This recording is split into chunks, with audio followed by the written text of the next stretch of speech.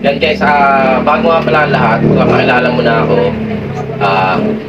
Ang tunay ko talagang pangalan ay Roberto Batilong Jr. Wow! Yan. Yung iba, tinatawag din akong JR, yung mga kababata ko. Sa palayang, minsan J. Minsan naman, yung apelido ko talaga mismo, Batilong. Minsan naman, yung mga bagong kakilala ko, Robert, yan. At minsan talaga yung buo, yung pangalan talagang Roberto, yan. Pag sa mga kababata ko kasi, tawag talaga sa kanya JR. Tapos ngayon, yung mga dito ko na nakilala sa Timbaw, tawag na sa akin Batilong, yung apelido ko. Tapos dito naman dito sa shop ko, Jape. Hindi pa kayo nagtataka kung bakit Jape ang naging pangalan na sa akin dito. Dahil kasi, ayun yung naging pangalan ng shop ko, Jape. Jape Motorcycle Parts and Accessories. Ngayon, siyempre, sa mga naging classmate ko, mga kaibigan ko, yung mga kababata ko, nagtataka ba kayo kung bakit Jape? Bakit Jape yung naging pangalan ng shop ko? Ganito kasi ang kwento niyan. Una-una kasi, bago pa ako marating sa motor shop na business, yan, bago ako mag-motorcycle pa sa accessories, nagsimula muna ako sa parang RTW. Yan, yung RTW na yun, hindi sa akin yun. Bali, RTW na yun, sa kapatid ko yun, ako yung nagbabantay. Kumbaga ako yung nagmamanage. Tapos dumating yung time na, ang ginawa niya parang pinasa niya na sa akin yung tindahan na RTW. Yan yung baga sabihin na RW ready to wear ng mga paninda, yung mga tsinelas, mga sapatos, mga short, mga damit, pantalon. Yan, lahat ng ready to wear na pag binili mo, pwede mo na suotin. Yan, yun yung mga tinda ko dating RTW.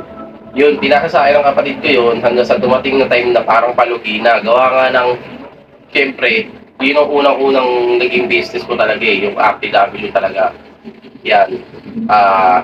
Yung business kasi na yan, para sa akin, learn to experience kasi, dapat pag yan ang negosyo mo, napakalaki ng kapital mo. Kasi una-una sa lahat, maraming klase yan.